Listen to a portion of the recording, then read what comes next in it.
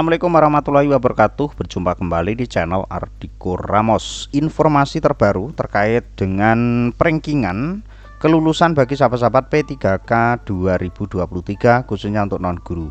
Jika menginginkan untuk yang guru, silahkan request ataupun komentar di bawah video ini.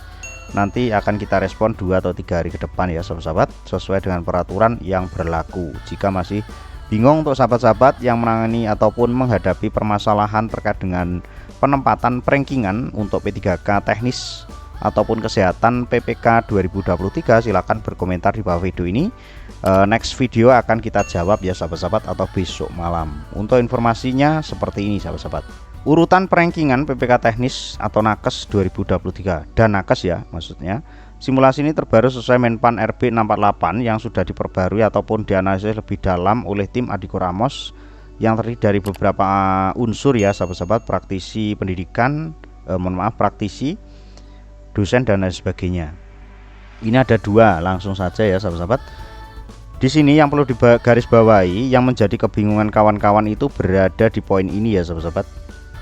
Itu berada di poin ketiga dan poin keempat. Jadi yang harus digarisbawahi ini instansi pemerintah tempat yang bekerja atau mendaftar. Nah ini di instansi pemerintah yang dilamar. Perlu diketahui ini adalah Indo atau apa itu, di tempatnya yang bekerja. Ini yang menjadi catatan di sini. Jadi nanti teman-teman ini di ranking lebih dahulu, namun didahulukan untuk TK 2. Kriteria pelamar bagi kebutuhan khusus bagaimana dimaksud diktum pertama huruf A meliputi ini ya, STK 2, induk dan non induk, dipertegas 3 dan 4. Ini perlu digarisbawahi karena banyak yang bingung. Selanjutnya kita sandingkan ke diktum ke-14. Peserta pada kebutuhan khusus dinyatakan lulus seleksi jika bertingkat terbaik.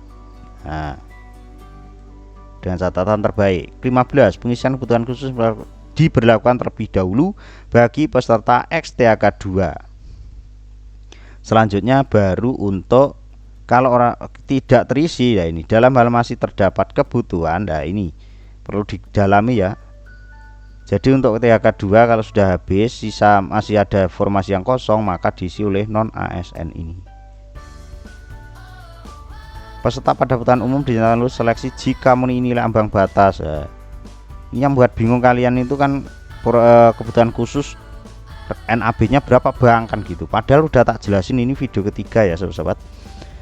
Selanjutnya ini singkat saja ya sahabat-sahabat. Nanti kalau mau detail silahkan komentar, dan nanti kasusnya bagaimana kan bisa kita bahas bersama agar nanti bisa memperingan ataupun memperjelas posisi sahabat-sahabat setelah tes maupun yang akan tes, strateginya bagaimana agar lulus dan tidak ada pesaingnya atau bisa tersenggol ya sahabat-sahabat. Ke-20 pengisian kebutuhan sebenarnya dimaksud pada diktum ke-19 tadi sudah ya, berasal dari pelamar pada jenis kebutuhan dan kelompok jabatan yang sama. Kebutuhan dan kelompok jabatan yang sama. Pengisian kebutuhan sebenarnya sebagaimana diktum ke-18 dan diktum ke-20 berlaku ketentuan sesuai masing-masing jenis kebutuhan. Jadi untuk khusus-khusus, untuk umum-umum. Ke-22 dalam hal masih dapat kebutuhan umum yang belum terpenuhi setelah diktum ke-21 diberlakukan, maka kebutuhan tersebut diisi oleh peserta pada kebutuhan khusus yang memenuhi ketentuan sebagaimana diktum ke-17. Jadi jika masih ada formasi kosong untuk umum, masih ada yang kosong, maka jika ada pelamar khusus yang lebih, jadi misalkan formasi khusus ada 3 yang daftar 4 misalkan, formasi umum 10 yang lulus cuma 6 misalkan, itu nanti 2 orang yang khusus itu bisa masuk di umum. Pertanyaannya, kalau dari peserta atau kebutuhan umum, peserta umum bisa nggak masuk di khusus? Ini nggak ada di Permenpan ya bos, jadi dibalik nggak bisa.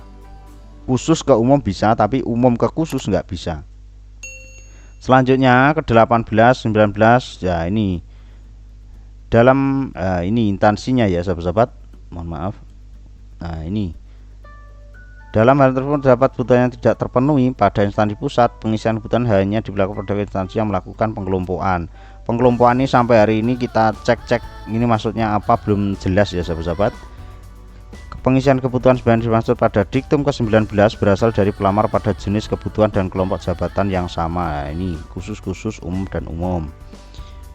Ya, sahabat-sahabat, ini bisa, ini untuk 21 dan 22 kita sudah bahas di depan tadi. Jadi untuk penjelasannya seperti itu. Bagi yang kurang jelas ataupun penjelasan dari admin kurang jelas, silahkan komentar, beri masukan. Untuk informasi kali ini seperti itu, mudah-mudahan bisa bermanfaat dan saya doakan yang menonton video ini yang masih berjuang PPK 2023 lulus tanpa hambatan. Amin. Ada kurang biasa maaf. Wallahul muwaffiq. Wassalamualaikum warahmatullahi wabarakatuh.